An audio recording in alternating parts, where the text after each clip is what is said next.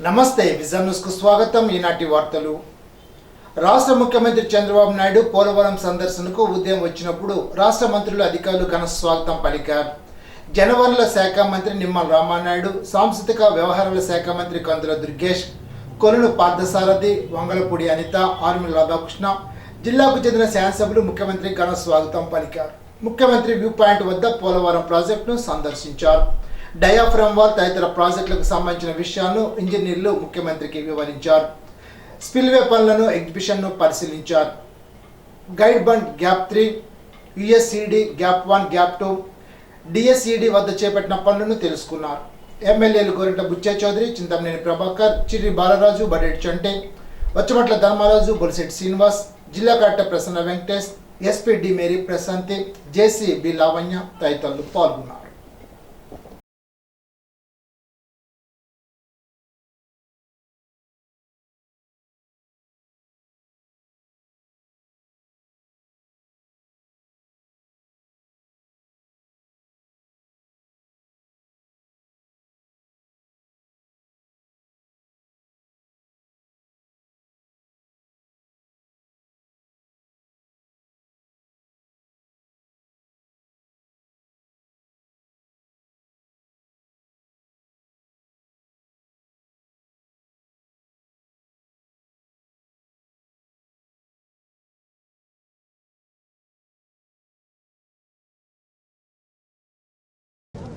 ఇది పెండింగ్ ఉందా రౌటింగ్? లేదు సార్, అంటే ఇక్కడ యాక్చువల్ ఒరిజినల్గా మనం ఇక్కడ ఎండ్ కట్ ఆఫ్ వేసాం సార్, ఇలా క్రాస్గా వేసాం. రాక్ స్ట్రేట్ ఉందని ఇది స్టాండ్ సార్. ఇక్కడ కొద్దిగా పెండింగ్ ఉంది కదా, కొన్ని బ్లాక్స్ ఉన్నాయి సార్. బ్లాక్స్ ఉన్నాయి కదా సార్, చెప్పలేదు ఎక్కడ అని చెప్పారు. ఏ బ్లాక్స్ సార్? అంటే ఇదంతా రాక్ పోర్షన్ సార్. ఎక్కడైతే మనకు rock Delhi sir, this 2 tunnels sir, twin tunnels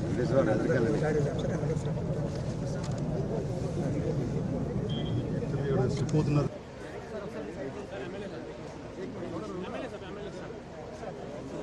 మనం ఆ రోజు ఈ యొక్క డయాఫ్రామ్ వాల్ మీరు ఒక్కసారి చూస్తే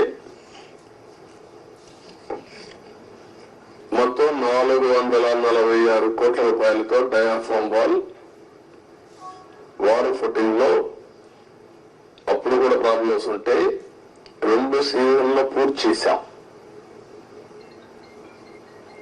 ఆ డయాఫ్రామ్ వాల్ కాపాడవలసినటువంటి ప్రభుత్వం కాపాడకుండా ఇష్టానుసారంగా ప్రాజెక్ట్ యొక్క ఫేట్ తో ఆడుకొని ఇప్పుడు మొత్తం ఈ డ్యామేజ్ అయితే ఆ డ్యామేజ్ కూడా కనుగొనడానికి ఒక 1 year పట్టింది.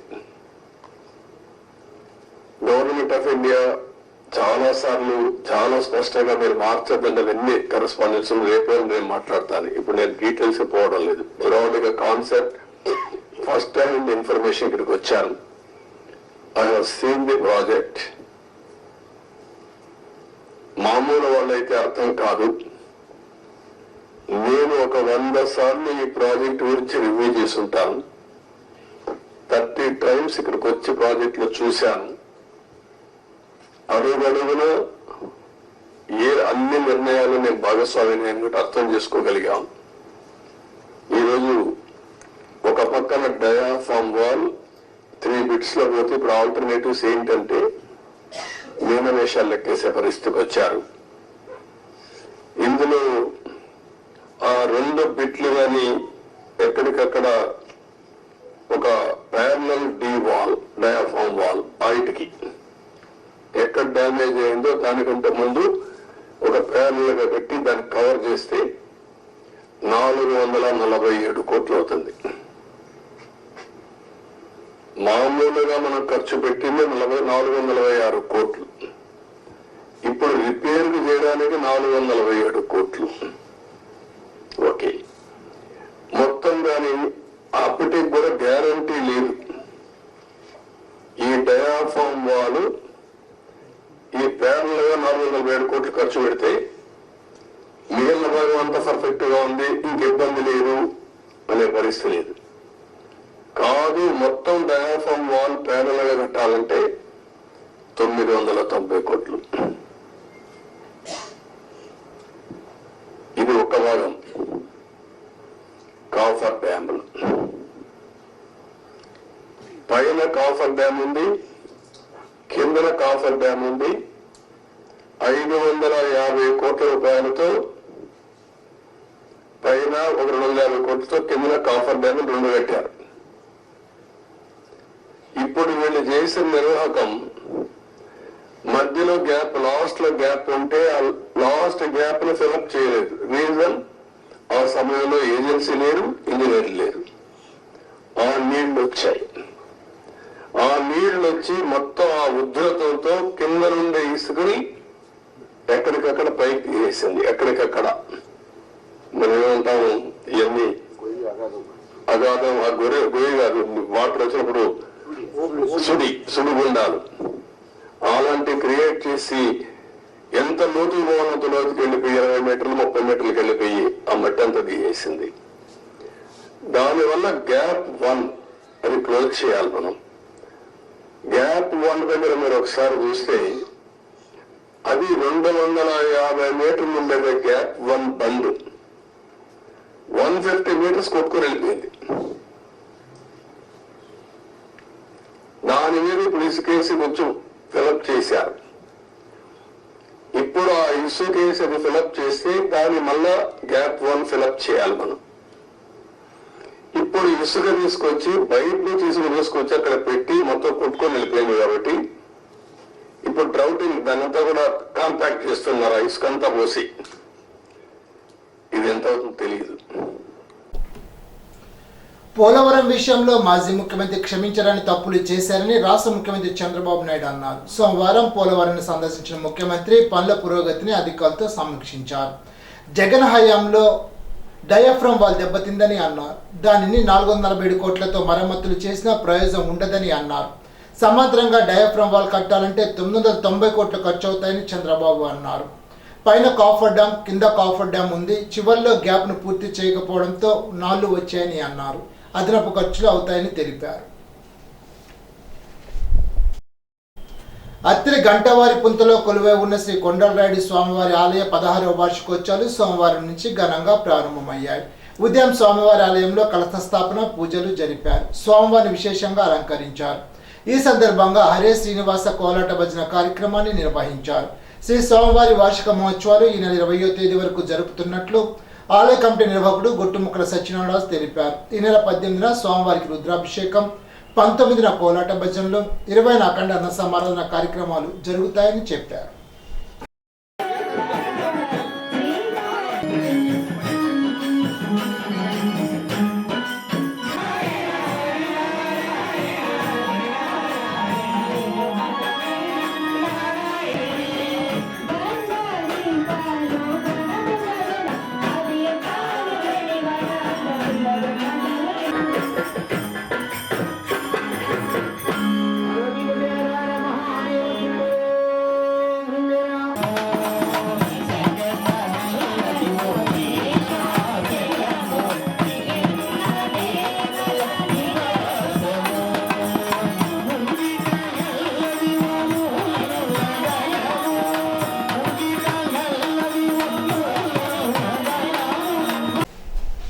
ఈడూరు గ్రామంలో వేంచేసి ఉన్న శ్రీ వరాల వెంకటేశ్వర వారి వార్షిక కళ్యాణ బ్రహ్మోత్సవాల్లో భాగంగా సోమవారం తీర్థ మహోత్సవం అత్యంత వైభవంగా జరిగింది.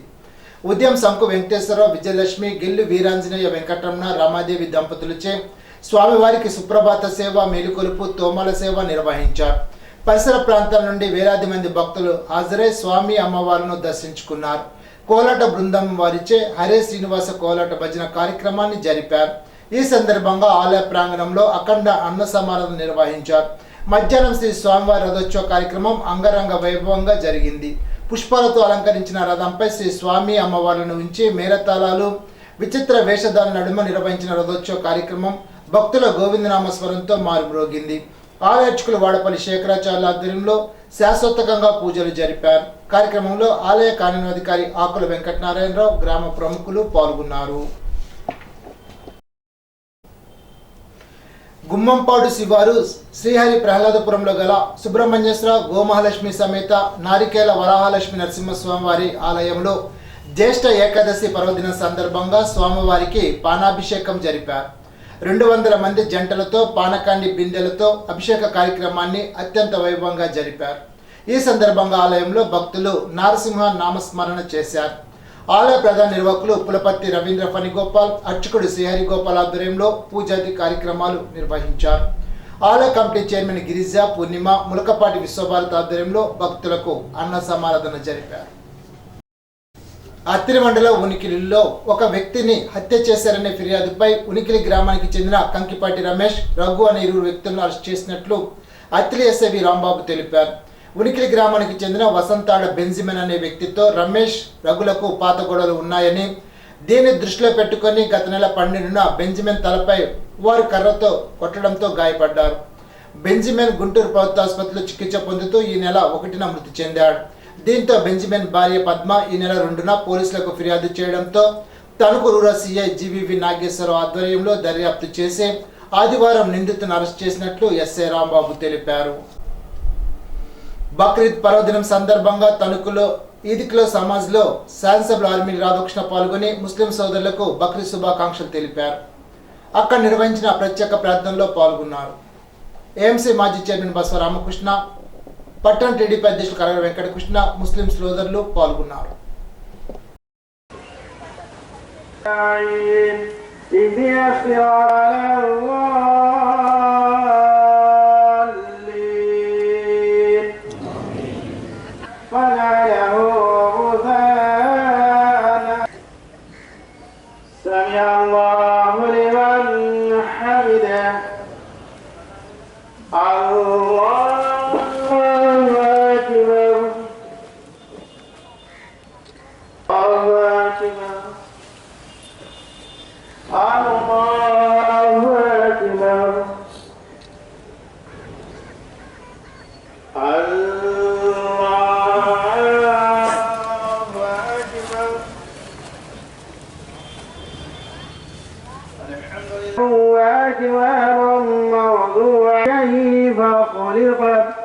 وإلى السماء كيف رفعت وإلى الجبال كيف نصبت وإلى الأرض كيف سطحت فله العذاب الأكبر الله أكبر الله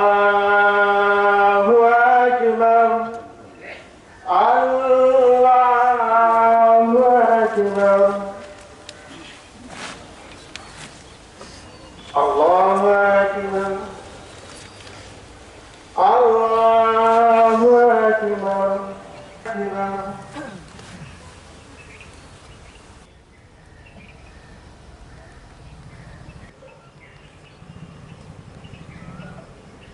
السلام عليكم الله أكبر الحمد لله رب العالمين الله أكبر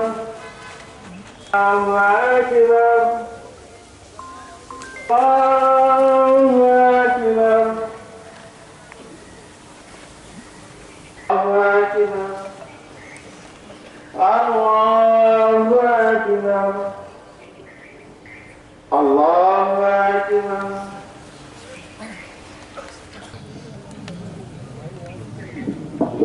لا شريك له ونشهد أن محمدا عبده ورسوله فضائلها ودون علماء أمته الله أكبر لا إله إلا الله والله أكبر ومن أبغضهم فبيغضي أبغضهم أكبر الله أكبر لا إله إلا الله والله اذكروا الله يذكركم وادعوه يستجيب لكم الله أكبر الله أكبر الله फरमा इंशाअल्लाह सब गुनहगार हैं खुदा का सब नमाजों को कबूल फरमा इंशाअल्लाह करते हम सुकून का मामला अता फरमा दे अल्लाह अपने गुमान के वक्त मांगा है के अंदर कबूल फरमा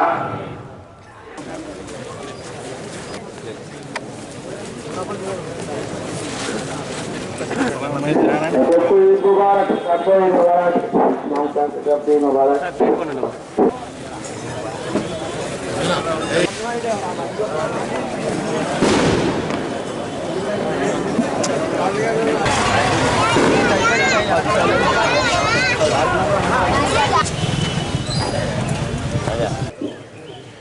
అందరికీ బక్రీద్ శుభాకాంక్షలు తెలియజేసుకుంటూ ముఖ్యంగా ఈరోజు త్యాగానికి ప్రతీకగా నిలిచేటటువంటి బక్రీద్ పండుగని మనందరం కూడా పెద్ద ఎత్తున చేసుకుని ఈ సమాజంలో త్యాగనిరతం పెంచే విధంగా ప్రతి ఒక్కరూ ఒక స్ఫూర్తితో ముందుకు వెళ్లాల్సినటువంటి అవసరం ఉంది.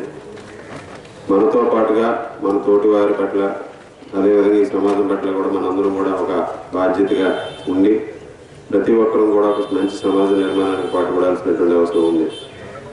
ఈరోజు మనందరం కూడా మీ అందరి ఆశీస్సులతో అల్లా ఆశీస్సులతో మళ్ళా రెండోసారి శాసనసభ్యునిగా ఈ విధంగా ఈద్గాలో మాట్లాడే అవకాశం ఇచ్చినందుకు అల్లాకి అదేవిధంగా మీ అందరికీ కూడా అల్లాకి ధన్యవాదాలు తెలియజేసుకుంటున్నాను.